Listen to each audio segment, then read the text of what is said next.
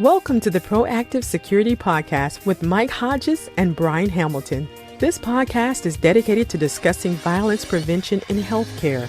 We want to inform, equip, and empower healthcare security leaders to prevent violence before it happens. And now, here's your hosts, Mike and Brine.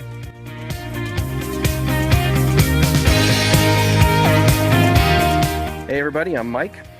And I'm Brine. And this is the Proactive Security Podcast, Episode 8.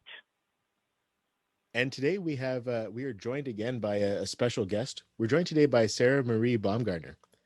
Now, she has a nursing background, and you might be wondering why we have somebody with a nursing background on our podcast. So I'm going to allow her to introduce herself and kind of share why we thought it was a good idea and why there was a good synergy in bringing her on the show.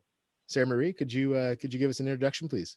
Yeah, absolutely. So I've been a nurse for about 15 years. I've practiced in Ohio, Missouri, and Colorado. So I've visited 3 states here in the U.S. And, my background's critical care cardiology. And really, I think why I'm here is because not only my personal experience as a nurse, but a very dear topic that we're going to talk about today is domestic violence. And so I am a domestic violence survivor. And another reason this kind of ties into the podcast today is because after 14 years and left that relationship, I started training Taekwondo and training self-defense and training situational awareness. And so now that has really become a part of my passion and what I bring to the medical field and my knowledge. That's awesome. We're really excited to have you on the podcast because I do think there is so many opportunities for everyone who listens to our podcast, but also other clinical professionals to really learn from the experiences you've had as a domestic violence survivor, and not only being a survivor, which is a huge deal in and of itself, but being someone who took that experience and then translated it into now being someone who teaches others and advocates for others and helps others to escape that environment. So can you tell us a little bit about kind of what you do now as an advocate and as a teacher in the domestic violence world? Yeah, so right now I am a volunteer coordinator for Break the Silence Against Domestic Violence. It's an international organization that really focuses on educating and supporting victims and survivors. We have education programs, we do retreats. And we're all volunteers, most of us, and we're all survivors, most of us. I'd say about 95% of us are survivors, and we have about 65 in the organization right now.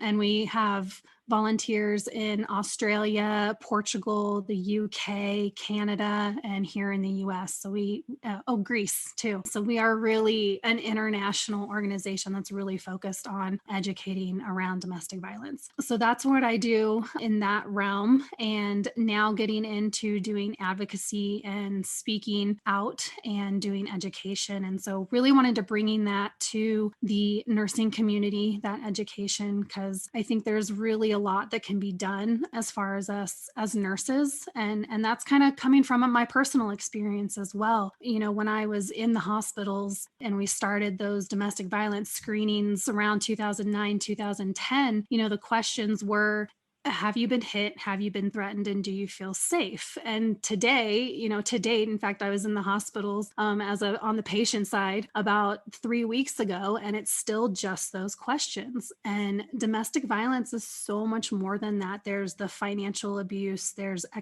sexual abuse, mental abuse, emotional abuse. And so there's so much more that goes into just being hit. And a lot of times those patients that come in don't present with any physical wounds. They present with GI issues. They present with headaches. They present with hypertension. They present with all of these different symptoms that are kind of benign and you wouldn't think relate to domestic violence. but they do, the stress of that. And so, there's an article that was recently 2018 in PubMed, and it's 1 out of 25 victims are actually identified when they come in through the healthcare system. And then it's estimated that 88% of victims have contact with healthcare professionals, and they tend to not get help. And so, my focus is really wanting to bring a lot of that education that I have to the nursing community. One, to just empower us. I think there's a lot of conversation that can be had there on what can we do differently and how do we, and this kind of goes into the situational awareness training and security and safety on kind of de-escalation skills, and how do you have those conversations with people. And even if you don't personally know, what to do, you're a nurse and you're great at coordinating care. And so you're really going to be good at finding the people that this person needs to get help. I find it fascinating. You mentioned the emotional and mental stress associated with violence in the domestic setting. And I think, that's often one of the most overlooked. We talk a lot about the definition of workplace violence being the act or threat, right? And being under threat of violence is just as damaging over time as it is to be actually hit.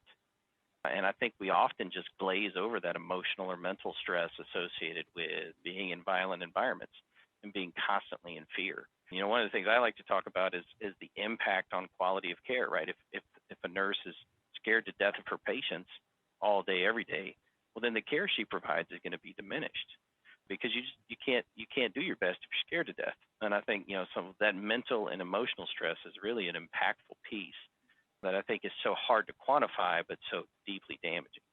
So I think it's interesting you mentioned that point.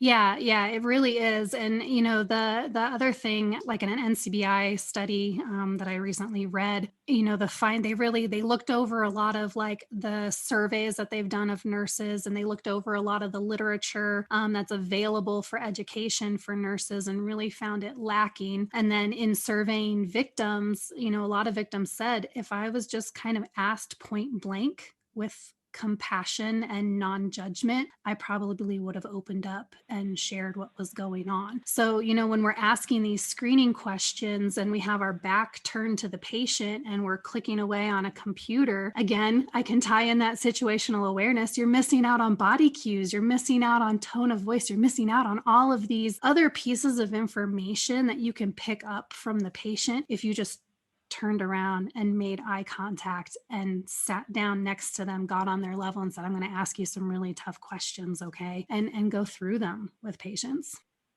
Absolutely. Now, in terms of or looking at the situation that you were in as a victim of domestic violence, you've done all sorts of other training. You're doing some martial arts now. When I actually first looked at your profile, it made me think of the Jennifer Lopez movie Enough. You're like kind of like the real life version of that. So did you get into that training as a, I guess, kind of a mechanism to help you through the domestic violence, or was it something that you did afterwards, or were you kind of always in that environment? Yeah, no, it actually was. So it was probably about 3 weeks after I moved out. I got my own apartment. I had all 3 of my kids with me. We went to a YMCA health fair, and Weston Craddock, he was the enrollment director and instructor there at the time. I walked by his booth and I saw it, and I'd always wanted to train martial arts. If you can't tell yet, I'm a really competitive person. I played soccer growing up, and I'm a competitive person. So, but you always hear that martial arts is all about respect, right? And respecting people. And I just came out of this 14-year relationship where I didn't have respect. My person wasn't respected, my beliefs, my values, my body, none of that was respected. And so I think that's what initially really drew me to that. And then also kind of I'm a single mom of 3 kids now, and I need help. And so what I didn't expect to find was the amazing family. Martial arts, we say it's our Taekwondo family, and they really were an integral part of, my healing and me getting my feet under me, and rebuilding that self-esteem and that empowerment. And so I am forever grateful for that. That's awesome. It's amazing and phenomenal that you found that outlet. And I think, one of the things that's interesting to me about training in general is for whatever the training program is, or whatever nature it is, what it fundamentally does more than anything else is build confidence. We talk about this with the workplace violence training. You talk about this in helping people with assessments for domestic violence situations, or in any case where you're teaching skills, you're also building confidence in the ability to engage with others in that context. So I think that's fascinating. I'd be curious, as we talk about some of the things that you've done in domestic violence work, one of the things that is probably most terrifying for security professionals in a healthcare setting is the targeted violence aspect, domestic violence situations, and how we don't see a lot of the indiscriminate killing that you may see in an active shooter situation in a school or something to that effect. But what we do see quite often in healthcare is that targeted violence, and a lot of times it's associated with a domestic relationship of some kind. So, from a security professional standpoint, we've often got to be able to have an intake process of some kind. So someone in our organization, a nurse like you, can come to me, the director of security, and say, hey, I have this issue. And then how do we help someone not only do our own assessment and intake, but help someone navigate that process as an advocate for them, but as someone who's vested in the protection of the organization as well as that individual employee? Yeah, I think it's really just kind of building the culture, so one of the first things is, one, changing the way that nurses interact with patients. So you start to change that culture where, if you're, I think one of the things with me, one of the reasons it took me a while to realize that I was even in an abusive relationship was because we didn't talk about all the other stuff when I was a nurse. I thought domestic violence was only if I was getting hit. And so I didn't know what this other thing was that was happening to me, that was going on. And then, towards the end of that, I was in counseling, and my counselors were like, you're in a domestic violence situation. Here's the definition. And when I looked at it, I was like, oh my gosh, like I didn't even know that. Why don't I know that that's the definition of domestic violence? Why don't I know this? As a nurse, I'm a nurse, And so I think, one, just starting to create the culture and how nurses interact with just the patients can really be beneficial in then helping create the culture of, this is what this is how we're going to support our employees, and this is how this is going to look, and this is how we're here to support you and help you. And I think, also when you start getting in that workplace, those workplace violence policies, and you start doing that situational awareness training, and it's really about changing the culture. I mean, that's the whole concept with domestic violence overall. It's a worldwide culture issue in the way that we think about things. But in the hospitals, we absolutely have the opportunity.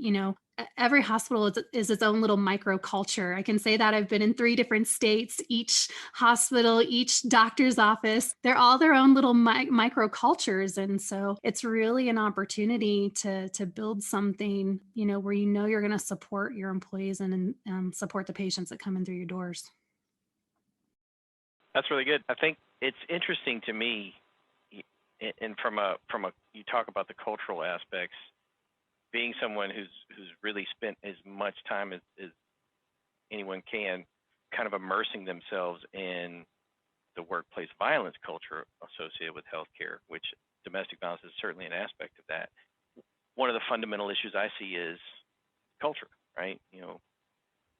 Nurses or patient care techs who are thinking it's okay to be hit at work by your patient, or it's okay to be verbally abused while at work. And so, I think it's so fascinating to me how much culture drives victimization, right? So we become victims as a result of the cultural biases that are built into our everyday work, our everyday lives, et cetera. So, chipping away at culture is a huge issue in all aspects of violence in the workplace. And I'm fascinated to hear you kind of draw that same correlation. Never would have occurred to me from a domestic violence situation, and that reality that I didn't realize I was in a domestic violence relationship. I think most people probably assume, well, why, and they, this is probably a cultural issue in and of itself, but why don't they get out of that relationship?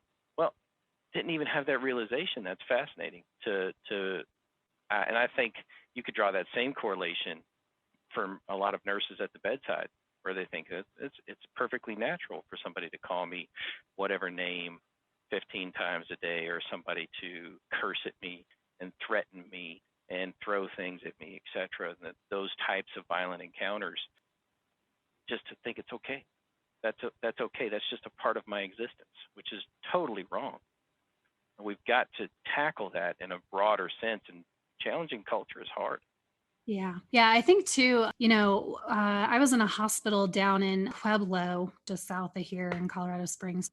And I'd seen something that I had never seen before. And it was this huge wall placard, like massive, that said, visitors, we do not tolerate violence in this hospital. And I was like, well, good for them, that they got that placard on the wall. And I had never seen anything like that before. And I was like, that is awesome, especially if they're following through on it and they have the policies, to back it up. But I think it sends a really strong message to not only the visitors, but also to your staff that, this is a problem that we recognize. We're going to put a billboard up, basically, saying that we don't tolerate this. And, something that's coming out of COVID is, coming in with all of the visitors now. And I think we have to look at, keeping some of these visitor screenings in place and really making people go through a process.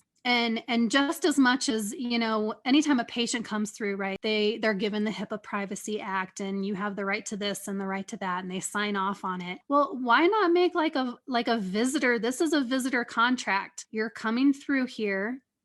These are the rules of our hospital to be a visitor. In order to further step in through the door, I need you to agree to this policy. And I think you'll find that, a lot of visitors are going to agree to it. And the visitors that have a problem with it are probably the ones you need, to keep an eye on. And so I think there's some opportunity to kind of capitalize on some of the things that we've had to put on place with COVID.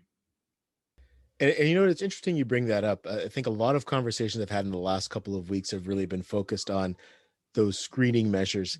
Now that, as we look towards the end of, what we've been going through with this pandemic, a lot of folks still feel like, and I think it is a good thing, and I agree with what you're saying, that we need to still have some kind of vetting process, or like you said, the visitor contract in place. And actually, Mike, I'd kind of be curious to get your thoughts on this as well, like where we go moving forward. I think stricter visitor controls are probably here to stay in a lot of ways.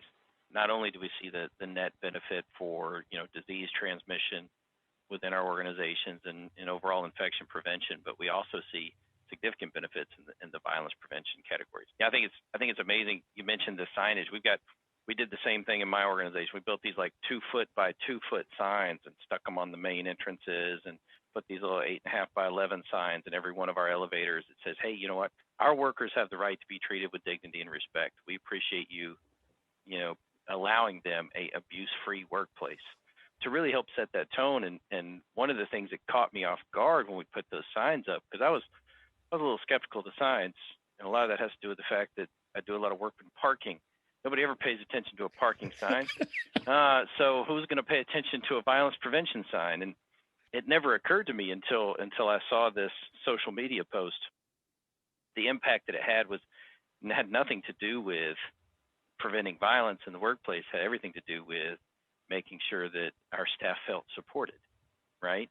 And so it helped with that cultural aspect that you mentioned. And very quickly after we put those signs up, somebody forwarded me a post, and I can't remember if it was what various social media platform it was on, but somebody had taken a picture of the sign and posted it in a nursing group, probably on Facebook, and there was a couple thousand likes and all these different comments and threads of, man, I wish my organization did this, and this is amazing. It must be awesome to work for a hospital. It blew me away. I had no idea we were going to have that kind of response, and we've seen similar responses as we've rolled it out to other facilities. But yeah, it's that psychological impact to say, hey, you, nurse, tech, whatever, we are here to support you. We believe as an organization you have a right to an abuse-free workplace, and we're absolutely going to do everything we can to have your back with that.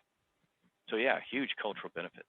Yeah. Well, and it's that initial contact too, with the visitor. So by having that kind of signage, you're already setting the precedent, and you're already, non-verbally telling them what you expect out of their behavior, so that if a nurse or somebody does have to confront them because of their behavior, that precedent is already set, that they should understand that. So it kind of helps staff know that the conversation is allowed to happen. Yeah, absolutely. And I think, you mentioned an agreement, a visitation agreement. We use behavior agreements as an escalation point, right? When we're dealing with someone that we need to set firm limits with, we'll bring in an agreement that says, no, this is how you're expected to act. These are the consequences if you don't abide by these rules, as a way to reinforce. But yeah, through that visitation checkpoint and having those visitor management processes in place that we now have with COVID, we have so much more effective control over how we manage that. And I think also from the domestic violence standpoint, we have a lot more effective control over those incidents of targeted violence, where we see someone whose their sole goal is to come into our facility and find that one person and do them harm. And so I think it's my hope, certainly it's definitely the direction my organization's headed, and I hope to see other organizations head this way as well, that we maintain some of those protocols from a visitor management standpoint, so we can effectively exercise that safer environment through that process. Yeah, absolutely. Another thing I'm curious about, Sarah, just from our initial interactions, is your interest in public safety. Would you mind talking to us about that? Because I found that very interesting that you're in this nursing role, and you have thoughts about learning more about our industry, or even bringing your skills to our side of the house. Yeah. So for me, it's preventative medicine. I mean, it really kind of goes back to, my nursing roots, but safety and security and doing that is really about preventative medicine for me. And, when you can provide a safer environment for your patients and for your employees, the health benefits of that, I mean, it's proven, it's documented, and it's proven when you can, provide safety, which, I mean, we could get really like psychological here and talk about Maslow's hierarchy of needs. Safety is like the very first thing. And that sets precedence for the success, of your patients and of your employees. And so, I was a Girl Scout growing up, so to always be prepared. And I, would lay in my bed at night and come up with contingency plans of, if the house got on fire and if somebody broke into the house. And so I think my mindset has just kind of been like this since a very, very young age. But, I love nursing and I love patient care. And so really just kind of trying to forge my way, and how can I, mesh the two together and be in this realm of, healthcare security. I think that's fascinating. Let me know when you're ready to jump the line, because I got some openings. We could put you to work pretty quick. I think I don't know how you feel about Georgia in general. It's warm down here. I have a blizzard going on right now. We have 18 inches of snow. I'm working tonight. Like, it's my first shift of 2 tonight. So I'll be leaving probably like an hour and a half early to take a 20-minute drive just to make sure I get there. So Georgia sounds really good right about now. Yeah, I think we hit 79 was the high today. It Oh, was, so you're jealous. a beautiful spring day. Well, you talk about it as preventative medicine, and I love that thought process. We talk about it as business enablement, right? We want to enable the business to function, which means we need to enable nursing staff to be able to do nursing's job. We need to enable, et cetera, et cetera. And so I'm curious. One of the intangible costs associated with violence, and we already talked about it, you got to be able to take this up to the C-suite at some point and be able to present a case to do the things you want to do and invest in violence prevention in general. But one of the costs that I think is so hard to wrap our minds around, I'd be curious on your thought as a frontline nurse, somebody who's out there doing the job. We see issues like turnover, as a result of violent environments and high stress environments. We see issues with loss of productivity over the course of a shift after, incidents of abuse and violence. We see, a lot of these intangible costs associated with the hard costs that we already, can track, like the actual worker compensation claims and the injuries associated with violent attacks, et cetera. But, there's a lot of intangibles out there about creating that safe environment, which, you're absolutely right. Base need, right? We've got to be safe before we can work on a lot of these other higher costs. Overall employee engagement. I mean, organizations talk about employee engagement like it's the holy grail, and one of the things that we have to acknowledge is that if we have a violent environment, employee engagement is going to be lower. Now, how do we start connecting these intangibles as we talk about violence prevention in healthcare beyond just, Brian and I having a discussion about, security policy? How do we do that in a larger collaborative, multidisciplinary way? Yeah, I mean, I think it's kind of translating the languages, right? So I think nursing staff over here kind of speaking one language, and then you have security and execs over here kind of speaking a different language.